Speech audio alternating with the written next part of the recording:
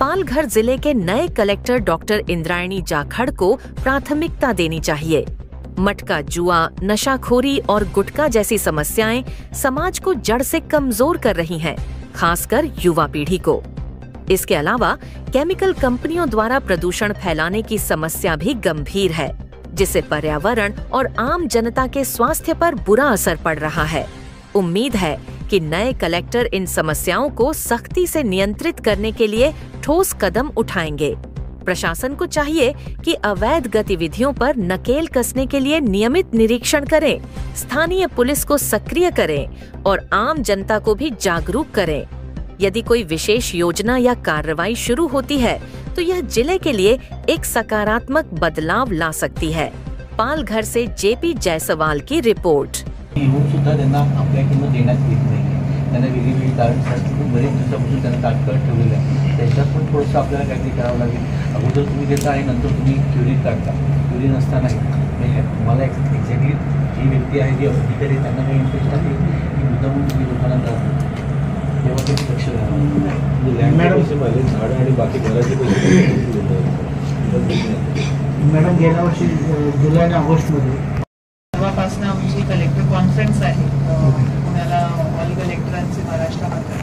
तर ती कॉन्फरन्समध्ये पण काही मुद्दे जे सरकारचे प्रायोरिटीमधले आहे ते लक्षात येतील आणि नेक्स्ट वीकपासनं माझा असा विचार आहे की आपण पूर्णपणे कामाला सुरुवात करू। काही ठिकाणी आपला तालुका लेवलला आणि सब डिव्हिजन लेवलला जाऊन रिव्ह्यू घ्यायची गरज आहे। आपले प्रोजेक्टचे जे काही विषय राहिलेले असतील तिकडे साईट व्हिजिट करून प्रकल्पात सांगितलं तुम्हाला आमच्यासमोर पण आत्तापर्यंत प्रकल्पाचं स्टेटस काय आहे, त्यांचं बुलेट ट्रेन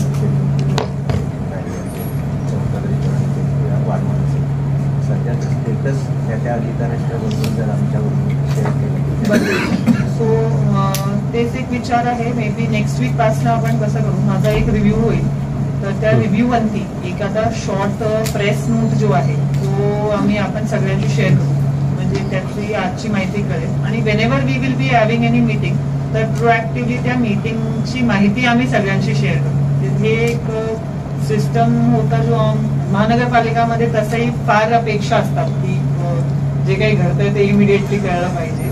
तर हे आम्ही एमपीसी वाल्यांना आम्ही जर फोन केला की साहेब हे असं असं सोडतो पाणी एटीपीच्या, तर तो लोक बोलतो आमच्याकडे मॅन पॉवरच नाही आहे।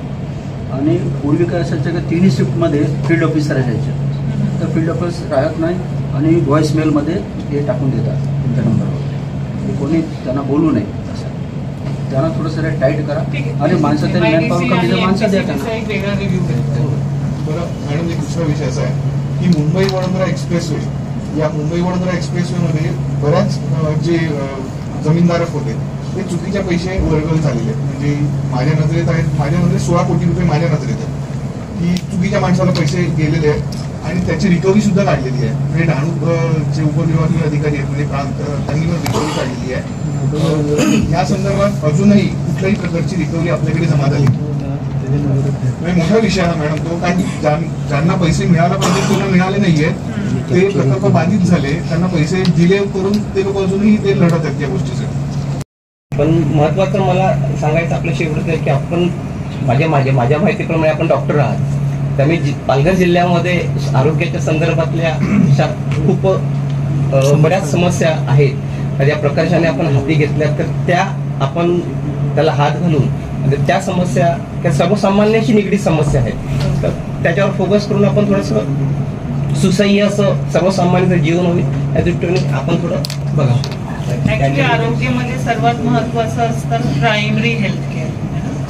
आपण याच सागरी किनाऱ्यामध्ये पाहतोय की जसं रत्नागिरीला काम केलेलं आहे, रत्नागिरीला कुपोषण आपल्याला हार्डली कुठेतरी सापडतं। त्याचं कारण मेनली काय आहे की तिकडे ज्या पद्धतीने जेवण लोक घेतात, म्हणजे त्यांचे जे नॉर्मल लाईफस्टाईल आहेत ना ते खूप चांगले आहेत। In fact I had one of my pregnancies when I was in Ratnagiri, आणि ज्या पद्धतीचं जेवण माझ्या ज्या कुक मला देत होत्या ना त्यांना असं माहिती होतं की हे प्रोटीन रिच फूड आहे, आपण हे खाल्लं पाहिजे। तर अशा गोष्टीने आरोग्यावर भरपूर फरक पडतो। आपण निश्चितच ते इथे राबवून, आणि आपल्याकडे तर खूप चांगला स्कोप आहे, कारण आपल्याकडे 2 SDM आणि PO डायरेक्ट IAS असतात. आता जे नवीन बॅच आहे त्यातले आपले ऑफिसर्स येणार आहे, तर त्यांच्या माध्यमातून माझा असा प्रयास राहील की एज्युकेशन आणि हेल्थ हे नेहमी माझ्यासाठी खूप प्राधान्याचे विषय असतात. गडचिरोलीला काम करत असताना आम्ही भरपूर या दोन्ही गोष्टीवर काम केलेलं आहे, आणि निश्चितपणे आपल्या जिल्ह्यामध्ये या दोघांचं सुधारणावर माझा फोकस आहे. इव्हन महानगरपालिकामध्ये जिथे बरेचदा एज्युकेशन आणि हेल्थ फोकस नसतो, माझा तिकडे पण तो फोकस असायचा, आणि हे खूप आवडते आणि लोकांना गरजेचे विषय आहेत, तर त्याच्यावर माझा एकदम फोकस असणारच आहे.